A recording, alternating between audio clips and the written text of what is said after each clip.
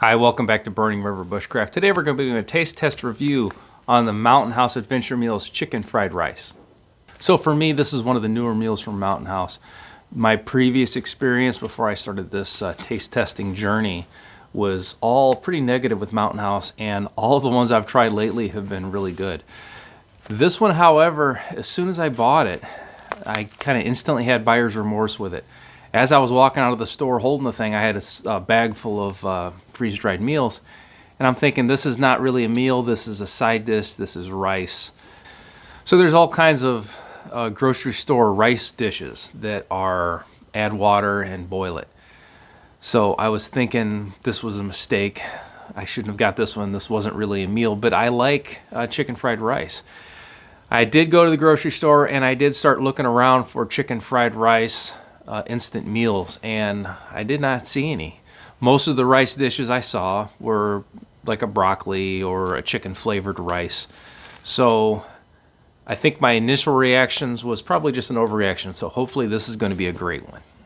So if this is the kind of thing you like, go ahead and like the video, subscribe to the channel, ring the bell to be notified of my latest videos, and leave me a comment in the comment box. You can also find me on Instagram and Facebook at Burning River Bushcraft. I teach outdoor classes as well at outdoorcore.com. So while the water's boiling here, let's go over the nutritional facts. Now this is a 2-serving packet. A lot of the ones I've been reviewing are singles. So this is 19 grams of fat, 600 calories for this whole thing for 2 people, 200 milligrams of cholesterol, 1,600 milligrams of sodium, 82 carbs, 3 grams of fiber, 8 grams of sugar, and 26 grams of protein. So the more of these I eat, the unhealthier I get, is the way it seems. Most of them are all going to be high in carbs and high in sodium as well. So no real surprise on this. Let me crack it open here and see how this thing looks. So this actually looks pretty good. Surprisingly also is the food lines filled up pretty darn high.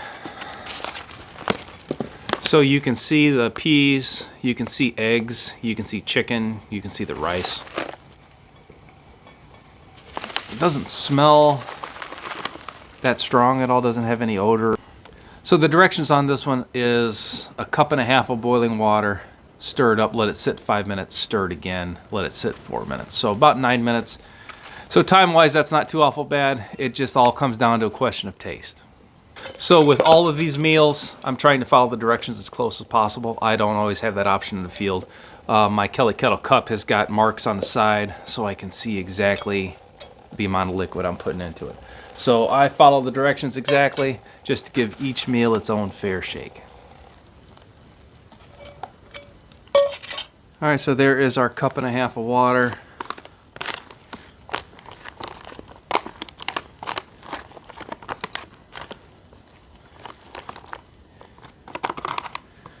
Smells good right away, actually.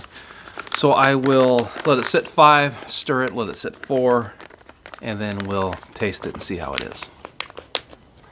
So the chicken fried rice sat its full amount of time, and when I stirred it at the 5-minute mark, it smelled really, really good.